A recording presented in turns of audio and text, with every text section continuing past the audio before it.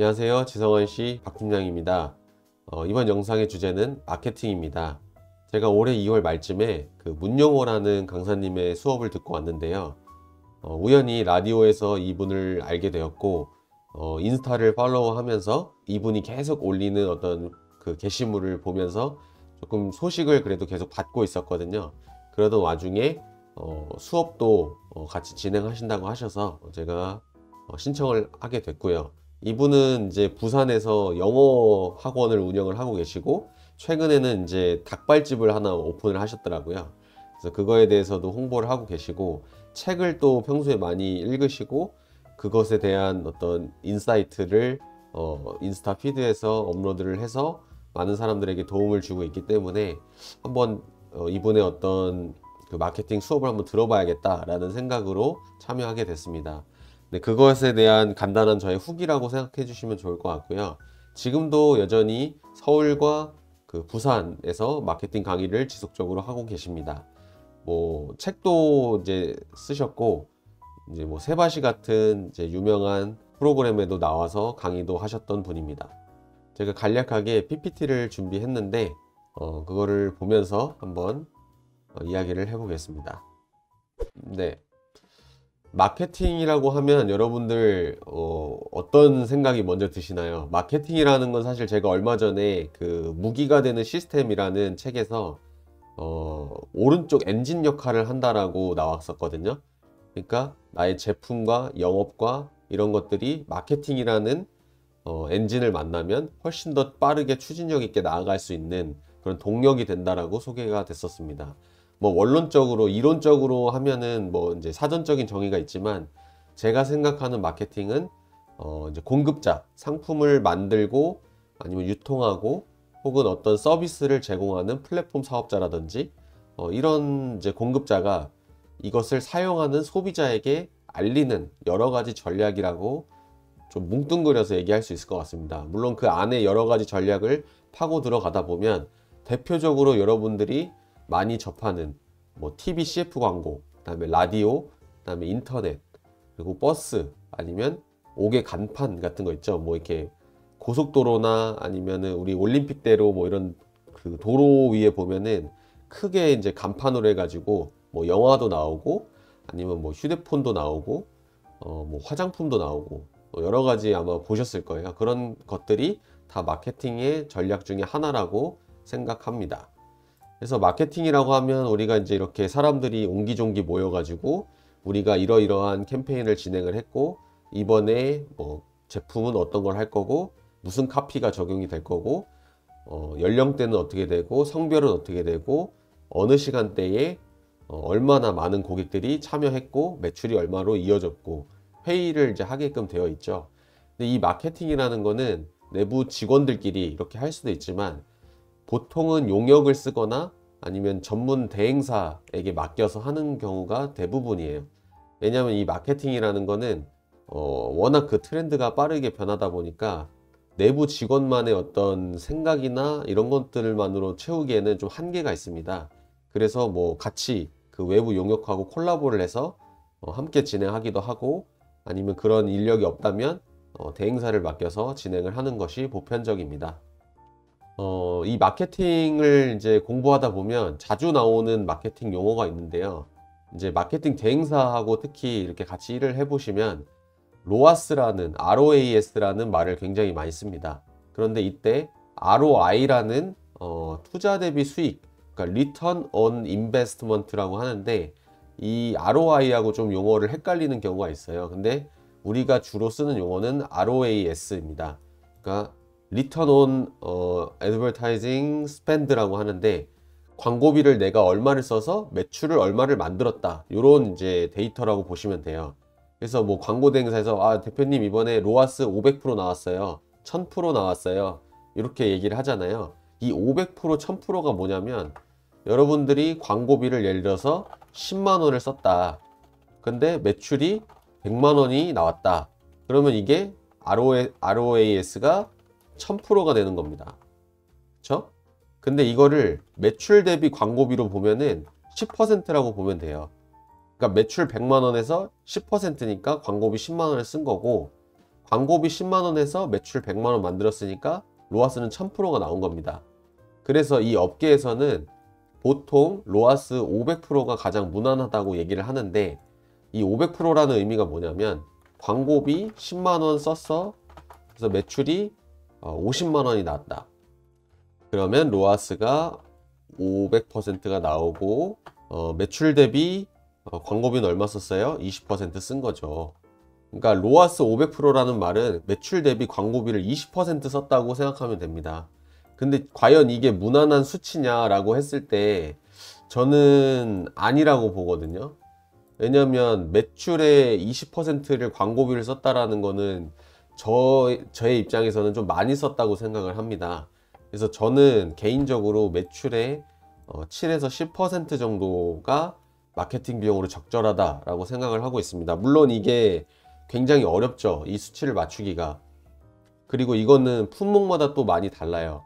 왜냐면 화장품이나 건강기능식품이나 의류 같은 경우는 워낙 마진폭이 넓기 때문에 대신에 그만큼 광고비가 많이 들어가기 때문에 그쪽에서는 뭐 이 정도 광고비 쓴다 해도 이익률이 충분히 남지만, 일반 공산품 같은 경우에는 20%를 쓰게 되면 사실 뭐 영업이익률이 거의 없거나 혹은 적자로 갈 수도 있는 구조이기 때문에 저는 로아스 1000% 혹은 1500% 정도 사이가 적합하다고 생각하고 있습니다.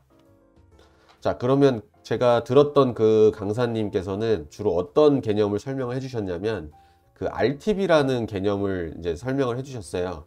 이제 5가지 RTB라고 이제 적어놨는데 우리 고객이 내 물건과 서비스를 이용해야 하는 또는 구매해야 하는 5가지의 이유를 찾아보자. 왜 5가지라고 했는지는 뭐 정확히 알 수는 없지만 보통 이 5가지 정도 있어야 나의 어떤 제품의 매력을 어필할 수 있다는 것 같습니다. 그래서 지금 여러분들이 판매하고 있는 제품 혹은 서비스들을 왜 이 고객들이 내 거를 써야 되는지를 5가지를 한번 적어보는 겁니다. 그리고 브랜드의 어떤 본질, 뭐 표면적 이유, 진짜 구매하는 이유가 뭘까? 표면적인 이유는 예를 들면 저희는 이제 시계를 판매하니까 시계를 구매하는 이유는 뭐예요? 시간을 보기 위함이잖아요. 근데 진짜 이 시계를 구매하는 이유는 디자인이 너무 예뻐서, 인테리어 소품에 너무 좋아서, 혹은 색상이 고급스러워서 우리 거실이랑 진짜 잘 어울려서, 그러니까 이런 이제 디자인적인 요소를 보는 구매 이유가 진짜 이유라고 할 수 있겠습니다. 그리고 마케팅 채널, 이 제품을 어디에다가 판매를 할 거냐, 공동 구매를 할 거냐, 홈쇼핑을 할 거냐, 아니면 뭐 와디즈 같은 펀딩 플랫폼에서 할 거냐, 아니면 매장에서 판매를 할 거냐, 뭐 여러 가지 이제 채널들이 있죠. 뭐 해외로 수출할 거냐, 그런 채널들도 여러분들이 한번 적어보시면 좋을 것 같고, 그 다음에 이 강의의 주제가 뭐였냐면 펜을 만드는 법에 대한 강의였어요. 그래서 단골과 펜의 정의가 무엇인지 생각해보고, 우리가 단골에게 제공하는 것이 어떤 혜택이 있는가에 대해서 생각을 해보라는 거였습니다.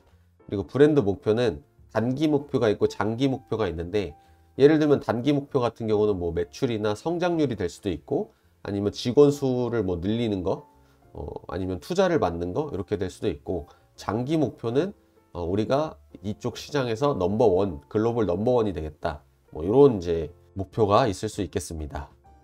이 RTB를 좀 이해하는 데 있어서 조금 비슷한 개념이 있는데 5가지 Y라는 기법이 있습니다. 요거는 제가 블로그 링크를 여기다 적어 두었으니 여러분들 한번 들어가서 보시면 좋을 것 같은데, 대표적으로 이제 한번 이렇게 예시가 나왔는데, 그 도요타 그 자동차, 일본 자동차 기업에서 이 검사시에서 뭔가 간과하는 게 되게 많았대요. 그래서 이걸 YYYYY를 타고 내려가다 보니까 결국에는 조명의 위치와 어떤 기준이 없었다라고 얘기를 합니다. 그래서 솔루션은 작업장의 조명 위치와 밝기 기준을 표준화한다라는 걸로 솔루션을 이제 구체화를 시켰습니다. 이런 식으로 어떤 문제가 있으면 그 문제를 무엇 때문에 일어나는지, 그래서 그 솔루션은 무엇인지, 이런 것들을 하면 좋은 게 여러분들이 어떤 제품이나 서비스를 제공할 때는 그걸 이용하는 소비자들의 어떤 니즈가 있는 거잖아요. 필요성을 느낀단 말이에요. 근데 왜 그게 필요한가에 대해서 이렇게 역추적을 계속 하다 보면 그거에 대한 솔루션이 나오고 우리가 그거를 이용해서 상세 페이지도 만들고 카피를 만들 수가 있습니다. 그래서 그것들을 반복적으로 그리고 명료하게 보여준다면 조금 더 마케팅의 캠페인을 여러분들이 진행했을 때 매출이라든지 어떤 효율성을 올리는 데 도움이 될 겁니다. 이 5가지 Y를 기법을 사용할 때는 3가지 정도의 그 주의사항이 있다고 하는데, 하나는 통제가 가능한 것들에 대해서만 대답하라입니다. 가령 왜 나는 키가 작을까 라고 했을 때는 부모님이 키가 작기 때문에 유전이야 라고 하면 이건 어떻게 내가 해결할 수 없는 부분이잖아요. 그러니까 이건 통제가 가능한 것들만 대답을 하라 라고 되어 있고, 검증이 가능한 사실만을 대답해라. 뭐 직원들이 왜 이렇게 지각이 잦을까? 직원들이 게을러서 그렇지 라고 하면 이건 검증된 게 아니잖아요. 그러니까 뭐 회사 앞은 교통체증이 심한데 직원들 중 40%가 자가용으로 출근하기 때문이지, 뭐 이런 수치와 근거를 명확하게 들 수 있는 사실만을 다 대답을 해야 된다고 합니다. 그리고 더 이상 왜 라고 질문할 수 없을 때까지 대답해라 라는 거죠.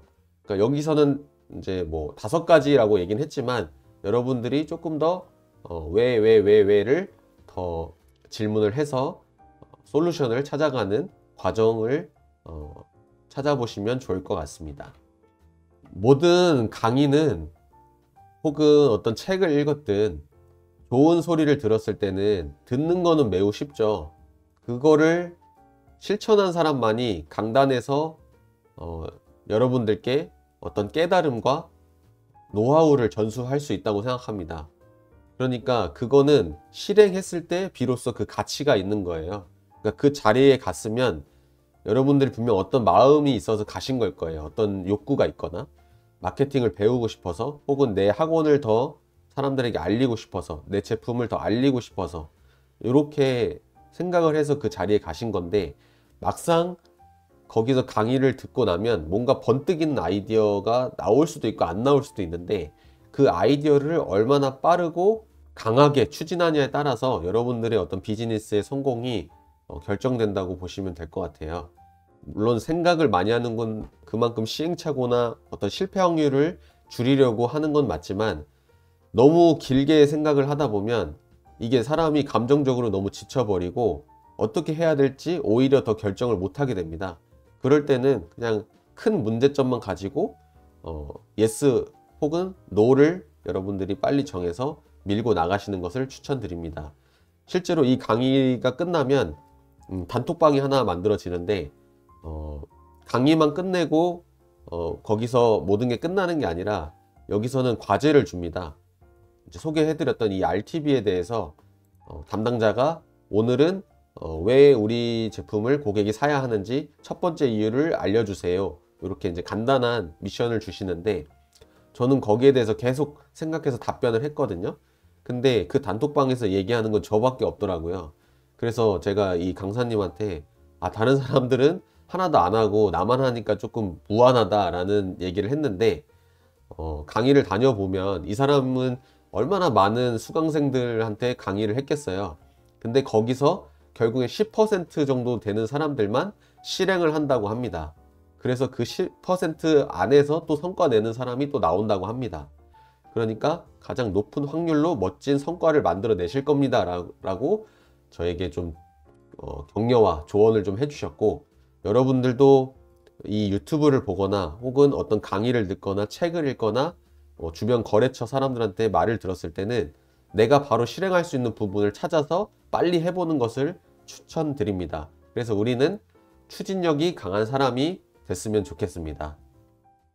네, 오늘 이렇게 제가 마케팅 수업을 들었던 것에 대해서 후기를 간략하게 설명드렸는데, 저도 이 직장 안에서 매번 하던 것을 계속 하다 보면 사람이 되게 익숙해지고 밖에서 많은 변화가 일어나는데 그거를 인지하지 못하는 사람이 돼버리거든요.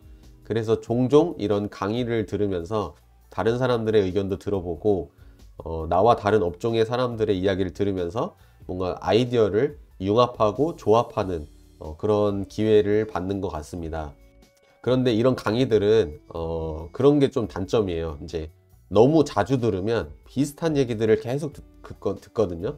그러니까 똑같은 사람의 얘기를 계속 듣지 마시고 좀 다양한 사람들, 또 다양한 분야의 강의를 계속 들어보시면 결국에는 그런 낱말 퍼즐이라고 해야 될까요? 그런 카드, 여러 가지 카드를 이렇게 조합하면서 하다 보면 새로운 제품들을 만들 수 있고 또 기획하는 능력이 생기고 아이디어를 떠올릴 수 있게 됩니다.